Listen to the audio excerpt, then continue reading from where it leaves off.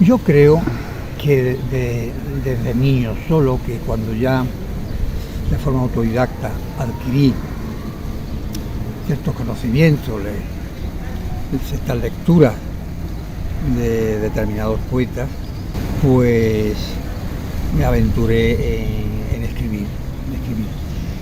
Ya lo hacía en la adolescencia, pero de tal modo que, dado mi situación social, en casa éramos humildes, no había libros, no había periódicos, pero sí mucha sensibilidad. Mi madre era una mujer muy sensible, siempre estaba cantando, gustaba mucho la poesía. Y a mis hermanas mayores, que yo era el más pequeño de ellos. Y entonces, pues, en una ocasión, una hermana, mi hermana Conchi, trajo un librito, porque trabajaba con unos tíos míos que eran de Posibles, que vivían en una quinta aquí en el camino de Antequera, un palacete era. Y trajo un librito de mis primos, que seguramente lo necesitarían. Y tanto las pastas duras, el formato del libro, para mí fue un regalo que pertenecía al mundo casi de lo mágico. Al abrirlo, tendría yo unos 8 años, 7 años, observé que la disposición de las líneas, entonces yo decía renglones, chiquillos, no eran diferentes. Tiempo después, años después, supe que se llamaba tipografía. Y los versos eran irregulares en cuanto a su tamaño. Pero al leerlo experimenté una suerte de revelación. Y fue que contenía aquello música, que conforme lo iba leyendo, aquello era musical. Yo no sabía lo que era la poesía. Y al leerlo le dije, mamá, este libro, estoy leyendo en este libro una cosa que tiene música. Claro, tenía la métrica, el ritmo, la cadencia, y aquello era musical. Ya con 21 años o así, yo había escrito alguna que otra cosa que yo se las dictaba y ellos las copiaban, dado que yo cometía falta de ortografía e incluso de dicción, que me las corregían afortunadamente. Y eran invenciones de un surrealismo, eso es por los catetos de la campana. El caso es que yo, entre los amigos, practicábamos ese tipo. Es un humor también absurdo, el humor absurdo, no el deschafarrinón, no el del sabor localista, ese ya explícito, muy explícito. No, era otro tipo de humor más creativo. Y hay un surrealismo, porque jugar con las palabras, buscarle doble sentido a las cosas, en fin, esto demuestra que había en mí una pasión por el lenguaje. Yo me inventaba nombres, me inventaba coplas, me inventaba historias, los apodos a los amigos. Luego había en mí una pulsión lingüística. La Hélade Sagrada, del libro El instante no atendido, publicado por la Universidad Veracruzana, México. La Hélade Sagrada. Buscábamos a Grecia con ímpetu extremado en los libros solares y en el vino nocturno, pero solo encontramos desmembrados fulgores, desesperadas sombras, spleen, desasosiego. Ahora sé que eras tú la jonia que anhelaba, ebriedad silenciosa, ordenada paciencia, el diario y humilde trabajo solitario que alaba y que celebra, que ama todo y perdona. En el almendro en flor está la Hélade, todos los gorriones son Homero, suena la fuente y es la voz de Hölderlin. Los novelistas, cuando escriben poesía, hacen poesía descriptiva, muy descriptiva. La poesía puede contar historias, ¿no? Sí, las puede contar, ¿por qué no? Pero hay algo más que literatura, y es más que una torre de palabras, decía en el prólogo del libro del instante no atendido. Dado que me aburría todo, los oficios, los trabajos, las oficinas, los trabajos, no podía estar mirando con la ventana, unos ojos mirando como el preso, que significaba para mí algo así, como una suerte de prisión, debido a un espíritu que tenía yo libertario muy grande. Era como una especie de como un pájaro, me sentía, y cambiaba mucho de trabajo, pues prefería nunca ambicionar el dinero, sino vivir con lo justo para tener más tiempo libre, lo que significa para ser más libre. Claro que la libertad las eligen poca gente. La aventura, la ilustre pobreza cervantina. Vamos a ver, si se quiere tiempo libre, y lo hemos heredado, ¿cómo diría? Una gran herencia, o hemos heredado unas enormes fincas, enormes latifundios. Pues entonces tenemos que adaptarnos a lo más urgente. Si nosotros lo más urgente es la libertad, el tiempo libre, y ello significa que si esa es tu máxima, tu vocación, tu deseo mayor, lo demás tienes que descartarlo. Hacer fortuna, acumular dinero, atesorar bienes, todo ello, me cuenta, pues te hace ser, te ata, te esclaviza de alguna forma. Luego el poeta tiene algo de vagabundo, y no es humillante de la ilustre pobreza esa cervantina, sino que todo lo contrario, una suerte de aristocracia del espíritu, o nobleza de corazón, yo nunca envidié, todo lo contrario, sentía un poco de pena, y no lo digo con petulancia, sinceramente. Decía, ese hombre, las dos casas que tiene, una en el campo, otra en la playa, 3 coches, ese hombre, ¿qué tiempo tiene? ¿Sabrá que existe ese hombre, el cuarto menguante, que existe Mirlo? ¿Habrá visto cuando las melias florecen en Kemet? O sea, todo aquello que nosotros, como seres contemplativos, personas contemplativas, de lo que gozamos, ellos no. Bueno, pues, su deseo libre, por supuesto, es acumular dinero. Para ello, pues, tiene que tener muy poco tiempo libre. A todo le tienen que hacer fotos. No pueden estar desconectados, tienen una imperiosa necesidad adictiva a los medios, a las fotos. Tienes que ver mucho, eso es una huida en muchos casos, es una huida de sí mismo, hombres que viven sin consigo mismo, como decía Unamuno. Y entonces, pues hay claro que es un viaje, no como lo hacían los buhoneros, las aves migratorias, los pastores transhumantes. No, en este caso son turistas que consumen,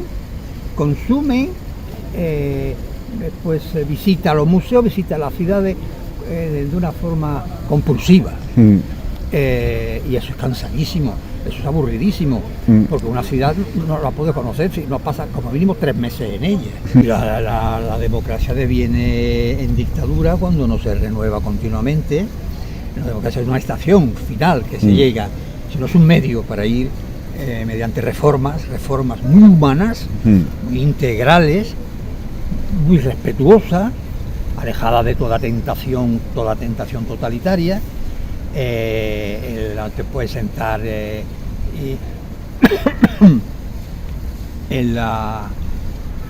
hacer de la democracia un lugar, acomodarte a ella, ¿no? No, esa es una lucha permanente. Bueno, las personas viajan, siguen las modas. Las modas, bien sabemos, que se le imponen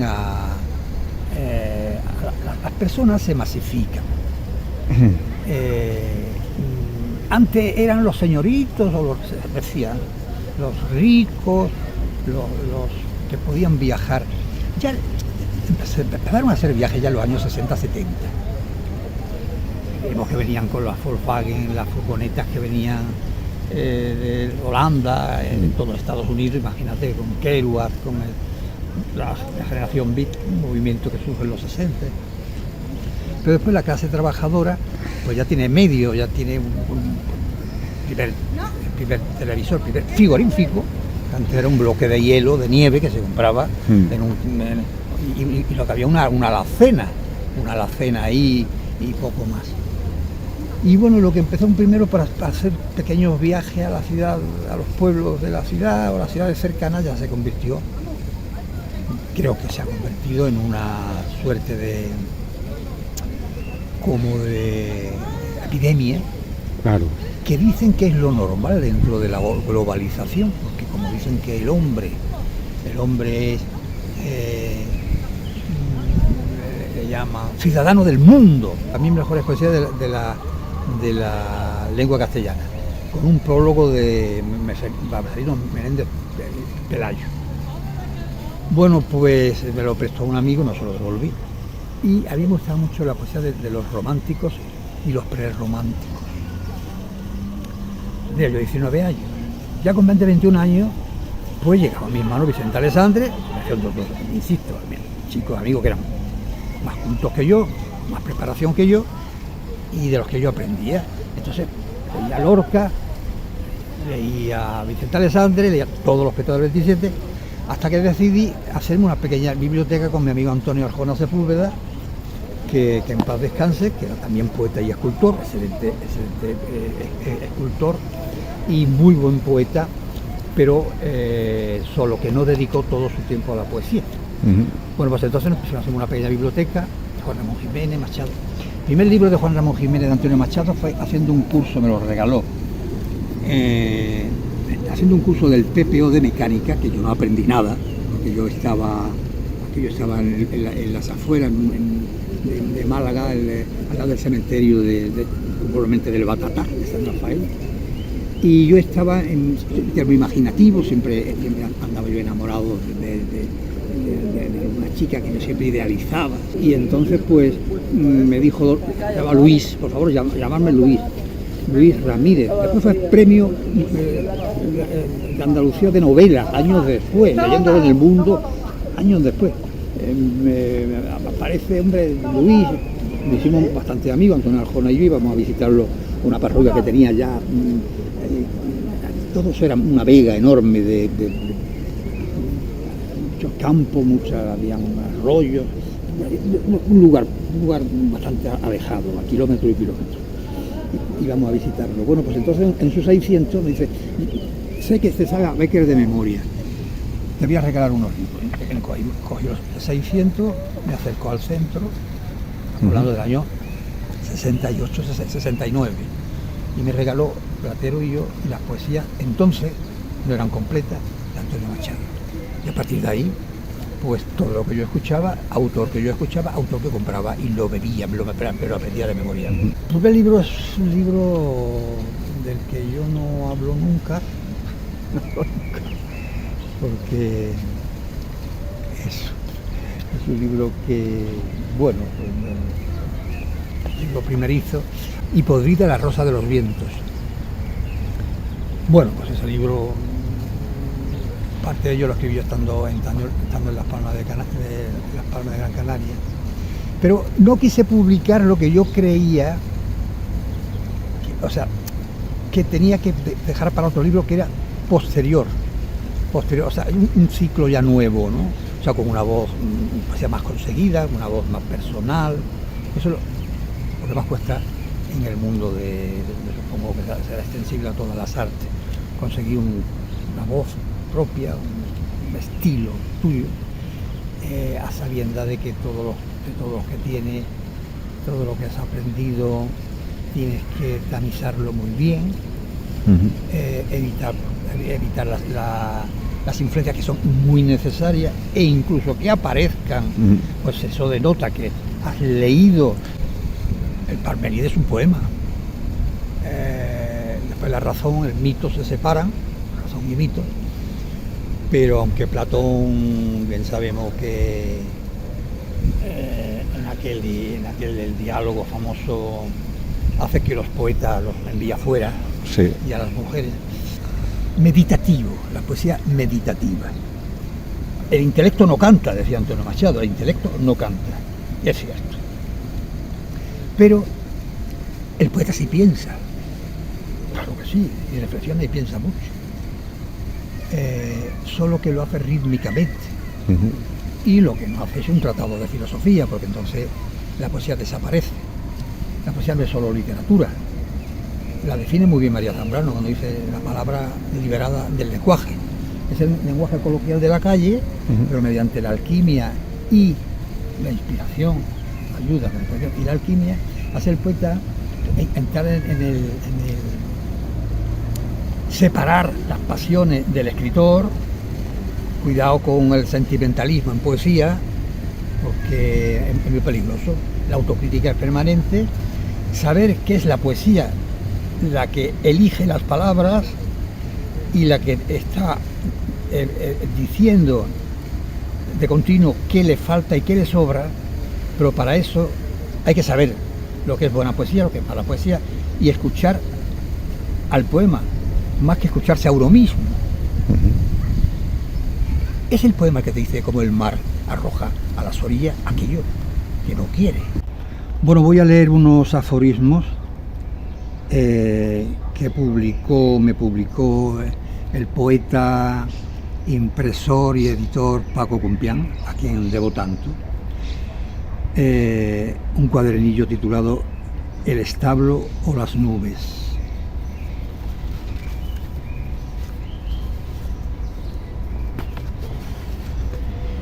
A cierta edad, entramos en el jardín como el que sale una tarde a elegir su ataúd.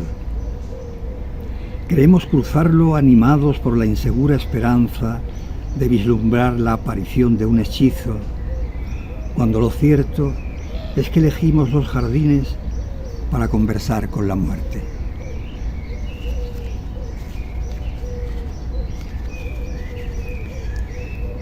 Escriben mal, deprisa y sin grandeza, sin esperanza ni desesperanza, con demasiado poco amor, con podridilla soberbia narcisista, sin desconfianza y misericordia de sí mismos, sin el delirio de la oscuridad, sin ansiedad de Dios, sin belleza ni vértigo. Desde la pereza, desde el cansancio, desde el engreimiento pusilánime de quien no llamó a la última puerta del desconsuelo ni ardió en las negras zarzas del desaliento, remiten, etiquetan sus versos por encargos para complacer al amo que los subvenciona. Y así desde hace 40 años, sin un poema hermoso, sin un ejemplo alto, sin un poeta libre. Ser poesía, que insisto que es algo misterioso, sigue siendo algo misterioso, por supuesto que es el lenguaje, el material que se emplea, donde aparezca esa cosa misteriosa que es la poesía, que cuando Becker habla de ella, habla de indefinible esencia. Gran escritor aforista que era Nicolás Gómez Dávila, si la poesía es la huella dactilar en la arcilla humana, es la huella dactilar de Dios en la arcilla humana. La poesía es la huella dactilar de Dios en la arcilla humana. Sí, Wallace Stevens decía que cuando Dios nos falta o Dios se prescinde de él, se refugia en lo esencial de la poesía. Porque también decía Wallace Stevens que la poesía, que el poeta es el sacerdote de lo invisible.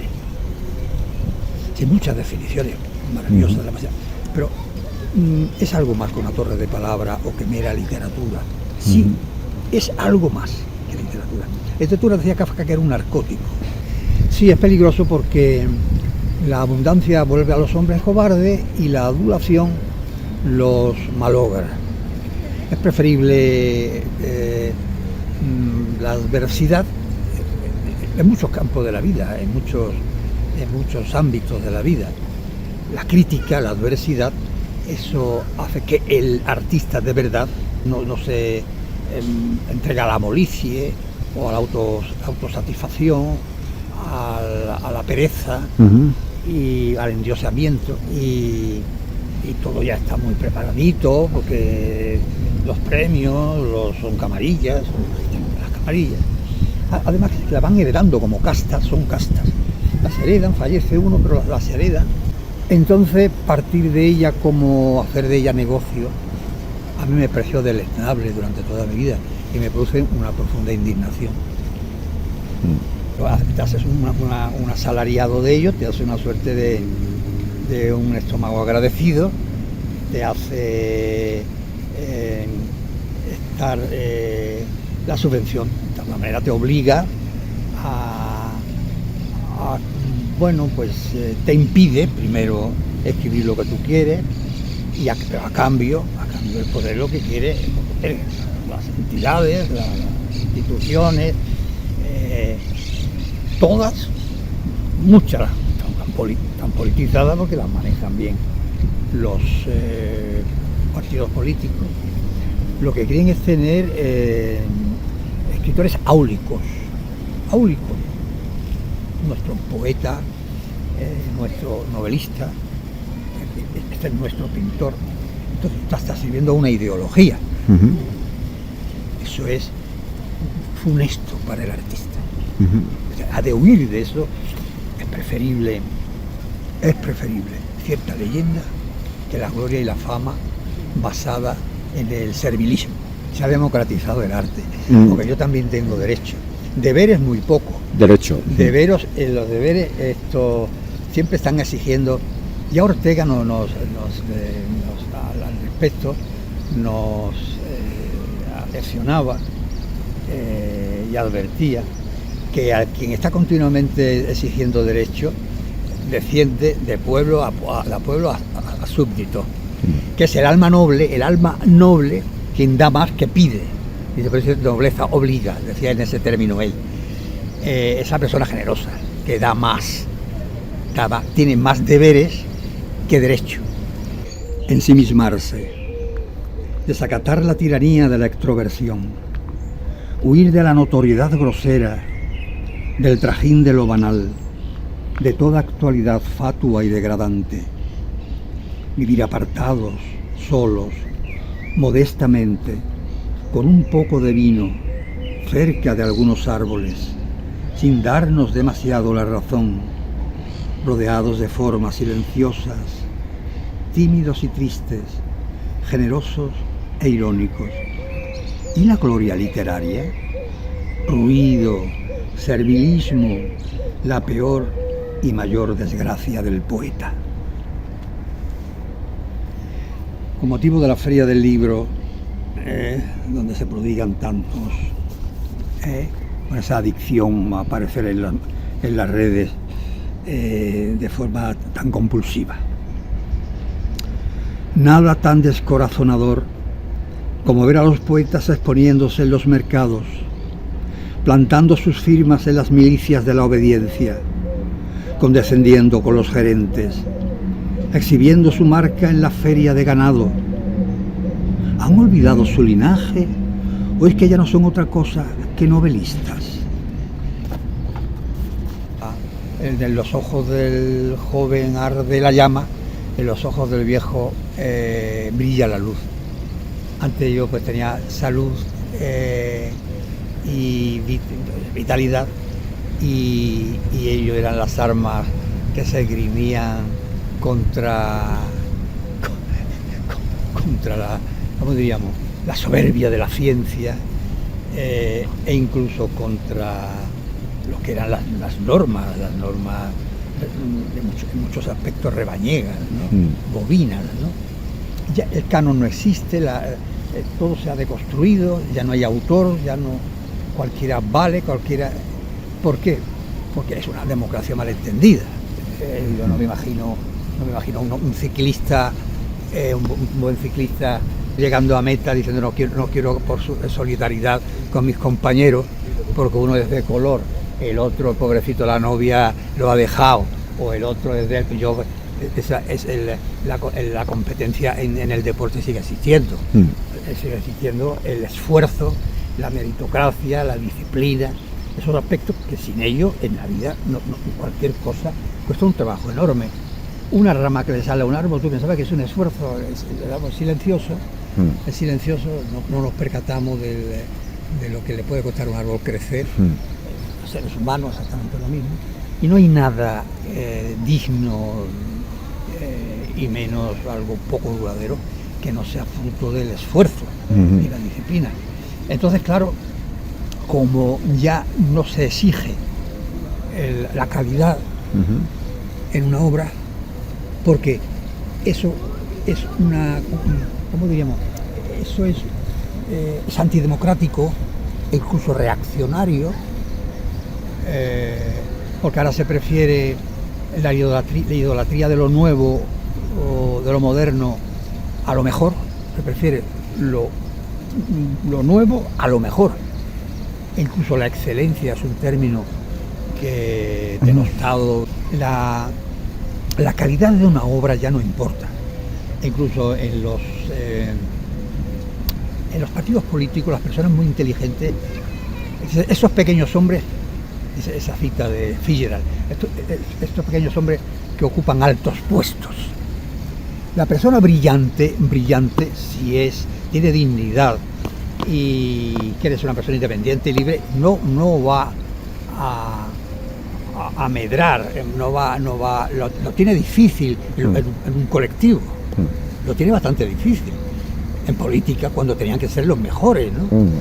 Los mejores, bueno, entonces ya ahí entraríamos nosotros, entraríamos en una guerra con los utilitaristas, lo del Aristóteles, lo mejor, los mejores en todos los campos.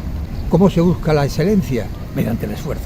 Tenemos una prueba evidente de que no estaríamos hablando nosotros aquí así, ni el sol girando y estos ciclos regulares que se dan con esta ley del surtidor, como sube y baja, ese sauce de cristal que decía en el poema de Octavio Paz, sin un creador. Es imposible, esto no es fruto del azar, eso es muy imposible. Hay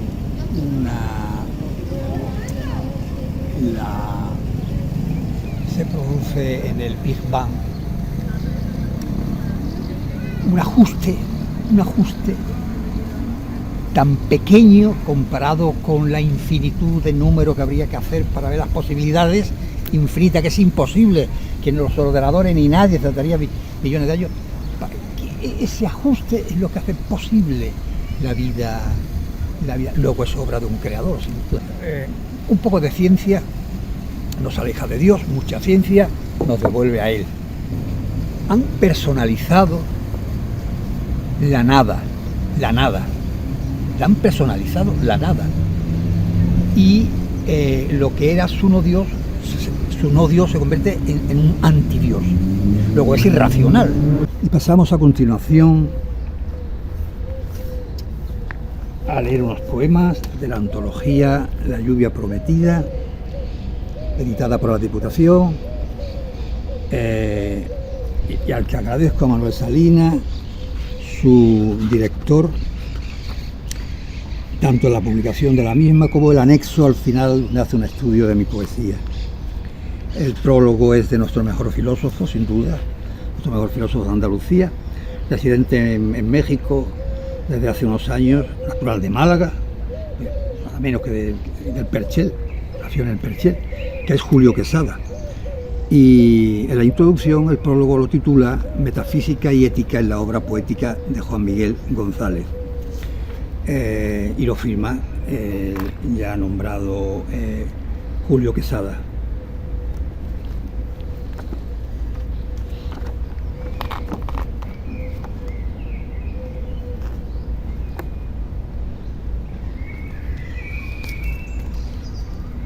Si en realidad no tienen,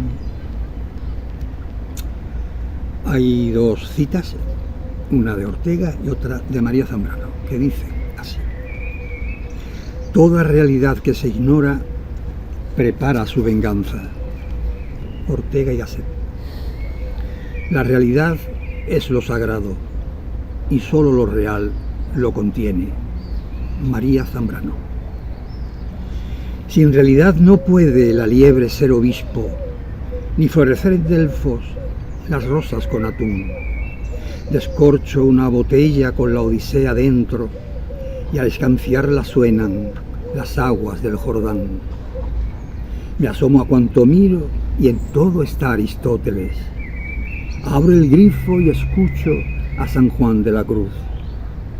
Si en realidad no tienen de qué comer los sueños, ni el tiempo su inconstante temblor de irrealidad.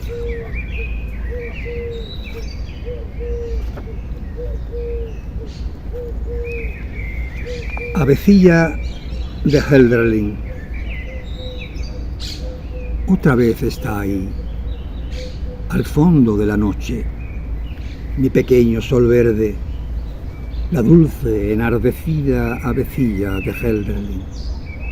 Si de nuevo está ahí, solitaria y demente, emboscada en la cima del silencio estrellado, escapada del cerco rencoroso del hombre, y anunciando, alabando, como allí en Sefarad el almendro florece. Otra vez está ahí, al arrimo arrecido del árbol de diciembre, sanando nuestras bocas, cantando para nadie, desde todas las noches, desde toda la vida. Dios se manifiesta en la naturaleza en forma de ausencia. No olvidemos que incluso la blasfemia es una suerte de oración. Imaginemos blasfemar contra Thor. No sale mucho, ¿no? O contra Venus. Enfadarnos contra Mercurio. Intentemos blasfemar contra Mercurio o contra Thor. No. Ahora tú dices, suelta una blasfemia, una imprecación con Dios y la blasfemia es completa, ¿no? O contra la Virgen. Contra la Virgen. Estaba Dios, lo que había era 30 años con Nietzsche leyéndolo y sus epígonos, pues lo que hay es una aceptación de la gozosa, trágica, gozosa del eterno retorno de Nietzsche. Cristo en la cruz sigue siendo el símbolo más sublime que hay y que existirá. Porque para anticristiano él, claro, que lo que fue un cristiano tremendo. Luego Dios sí está ahí, lo que pasa que no está el Dios cristiano, el politeísmo. Hay que hacer sublime sin interrupción, como dice Baudelaire, es imposible, ¿no? Ser sublime sin interrupción, pero sin embargo yo fui unos Orsaide de todas las épocas, casi de todas las épocas. Yo no era ni hippie, yo no estaba al tanto de los grupos musicales, era un antimoderno casi siempre, en muchos aspectos, que son los modernos en libertad, desde luego. No probé nunca y lo tuve en mis manos, porque eso era una cosa muy común. Estuve en Ámsterdam y lo que eran los tripping, los LSD, pero no porque yo le llamaba la flor del tedio a los que fumaban, porque se quedaban en una especie de anomia, de una suerte como de lasitud, con una risita, y nosotros éramos un grupo de nietzscheanos, vitalistas, bohemios, ¿no? Éramos más del vino, éramos más del rito del vino. Nosotros le llamamos, son unos pusilánimes, son las pusilánimes, ¿no? Y más o menos siguen casi lo mismo. En aquellas ideas, siguen con aquellas ideas, lo mismo, ¿no? Parece que seguir avanzando para ellos es una suerte de traición. Terminaré con un soneto titulado Algo.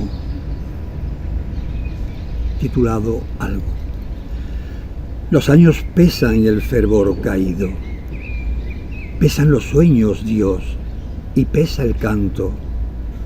¿Qué esperabas en ti, de mí, de cuanto más amé, resistir? Y he resistido, no lo sé. No lo sé, vivir ha sido dudar del día y aprender del llanto. La sombra celebré, amé el encanto de las palabras por quien fui vencido. A duras penas de mi mal me valgo, con perezoso horror al mundo atiendo, de malas ganas de estos muros salgo. Sé que están los almendros floreciendo, no todo lo perdí, me queda algo, el dulce asombro de seguir viviendo. Esto es otra paradoja. Estamos rodeados de paradojas. Yo no sabía ni que existía el grupo Tabletón. Yo no lo sabía. Había oído algo. Yo vivía en otro mundo. Pues en el CTV, una noche, pues estaba allí, había una serie de recalcitrantes y estaba Roberto.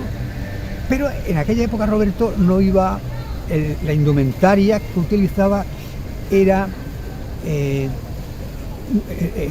una mezcla de medio levita del siglo XIX con fulaki tipo poeta del siglo XIX, con un terno, con unos pantalones y tipo botín luego, o sea, tenía una elegancia como decimonónica, sí, que era la estética que a mí me gustaba.